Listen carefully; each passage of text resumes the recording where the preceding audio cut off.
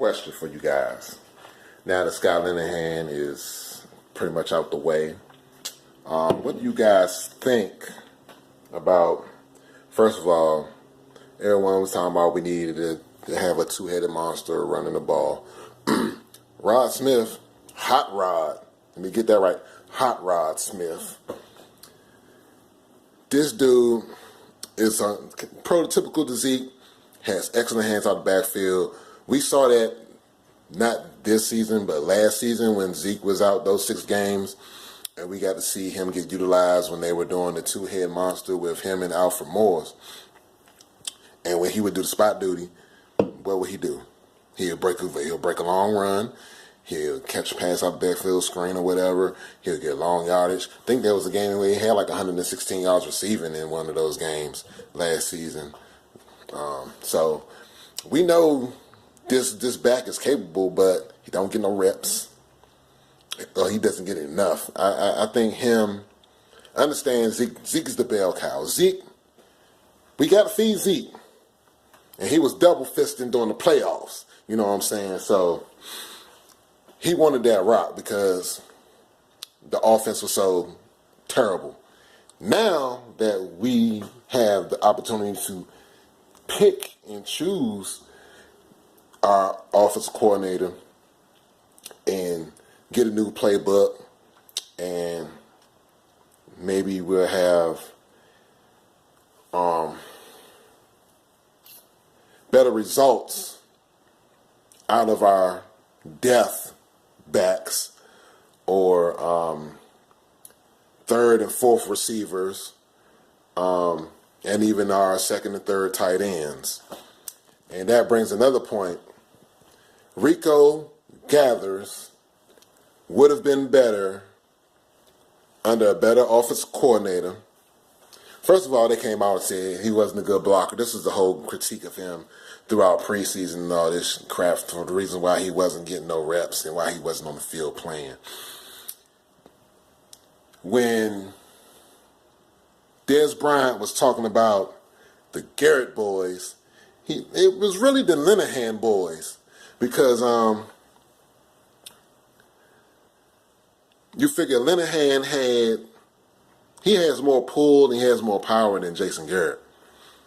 Jason Garrett is just like the doormat. They just come in, wipe their feet on him and come, you know what I'm saying, come and go as they please. It's turnstile. You know what I'm saying? Granted, Jason Garrett is more of a person who can, I don't want to say he can motivate players, but he has this kind of like little moxie about him that the players, I guess they kind of like him or respect him in a certain type of way, but not in the way of like, say, a Jimmy Johnson or a Bill Parcells, how they demand respect from their players and they give it just as much as they get it. You know what I'm saying? So it's both ways. You know what I'm saying? And if you out there screwing up, Bill Parcells going to get on your ass. If you out there screwing up, Jimmy Johnson going to get on your ass when you come to that sideline. So you was going to get burnt up by the head coach. This head coach here doesn't do that. You know what I'm saying? He'll pat you on the ass and, yeah, we'll get him next time, Johnny. But over the course, after we really went hard on him and it started skipping all them, started calling him the clapper and chewing gum and all this, this is when we started seeing this different Jason Garrett. He's ice grill. Just serious face. He wasn't even spitting out there nothing. He's just straight.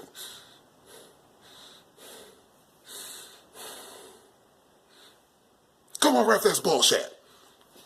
That's the only time you really hear or see Jason get emotional if it was a call or a flag that went on him, or if he wanted to do a challenge or some shit. That's the only time you really see Jason get emotional.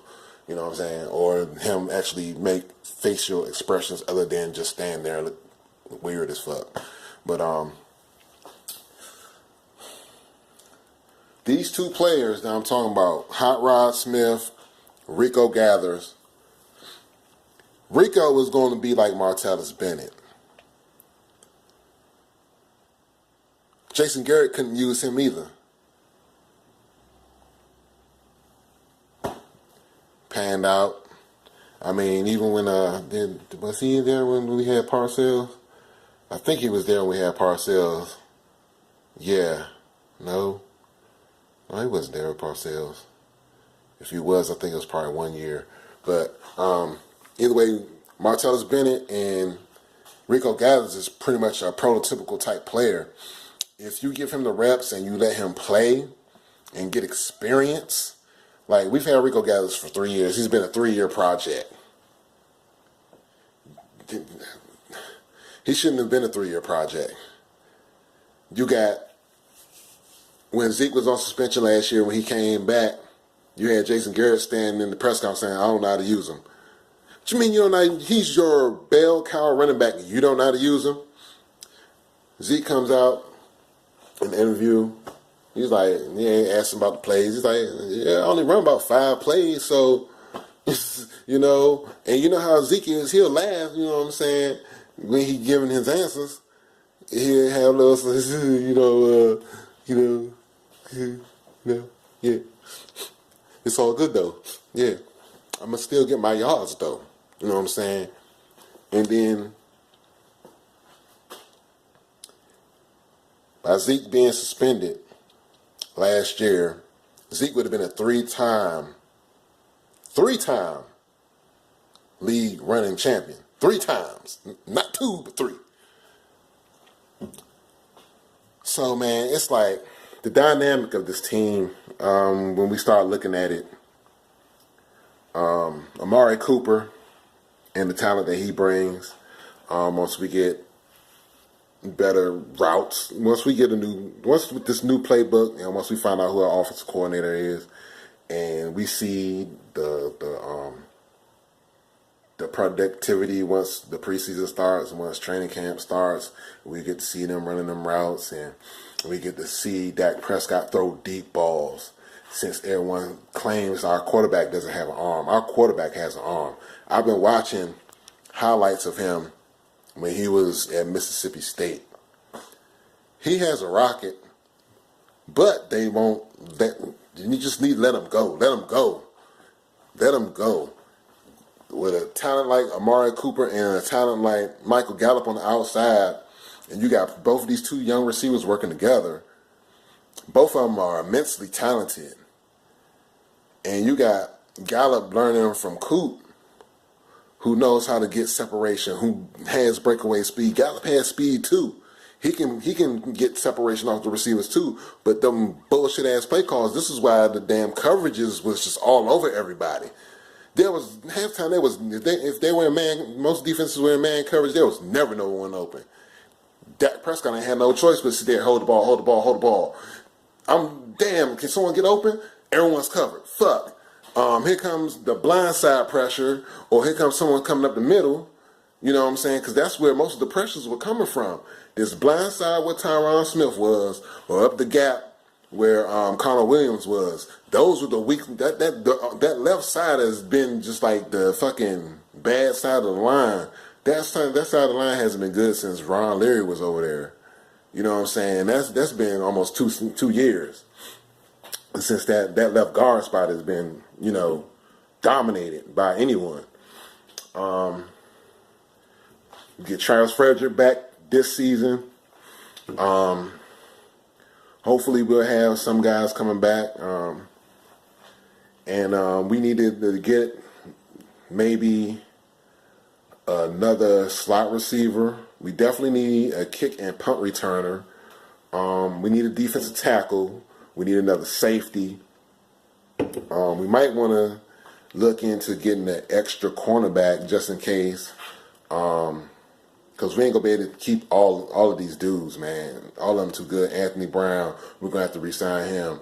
Byron Jones. Then in a little while, it's going to be Cheeto. Then we have to do Cheeto. Yeah, because we're going to have to do Cheeto, Cheeto, Lewis, and fuck. That's our third damn cornerback name. Shit. Oh, X-Man Woods. All of them were drafted all in the same draft. So you have to resign try to get all of them back at the same, pretty much almost at the same time. So it's going to be a lot of money that Jerry's going to have to put out if you want to keep this team together. But the first priority has been taken care of. Got rid of Linehan. That was the first offseason priority in my mind that we needed to do. That's in the books. So now, quarterback coach, and then we can get a special teams coordinator up in there. We definitely need a new kicker because I'm not sold on Maher at all. I'm not sold on him. And we're going to see what it do, man. How this team is going to improve dramatically over the course of these next few months, starting off with these next few weeks. Maybe after February, we'll see between now and after the Super Bowl, maybe that's when we'll get our offensive coordinator and or maybe new head coach. Who knows? If we can lure Sean Payton and his assistants away, let's take them. We can use the Saints offense over here. You know what I'm saying? And but yeah, man, if we don't go that way, whatever direction we go, hopefully it's a good one. But we just need young, innovative, and either someone that just got some fucking skills that is proven, and we know they can win. That's just what it's about. We need winners. We need winners for coaches. We need people that know what they're doing, and we need people that know how to develop the players. So, that's all I got for right now. If I think of anything else, man, talk about, man, I might jump on, man. I just feel like doing videos today. So it's your boy Gravity for the Dallas Cowboys Locker Room Huddle. If you have not, hit that bell, like, share, and subscribe to the channel. Let's try to get like 30, 40 likes for this video, man. If I can get that, man, that's awesome, man. 30, 40 likes. I ain't even going to ask for the 100. We ain't going to be greedy on here. And to all my subscribers, thank y'all for subbing up. Make sure you guys are sharing the channel, man. I appreciate each and every one of you guys. Salute to everybody, and y'all have a wonderful evening. And I'm going to holler at you guys later.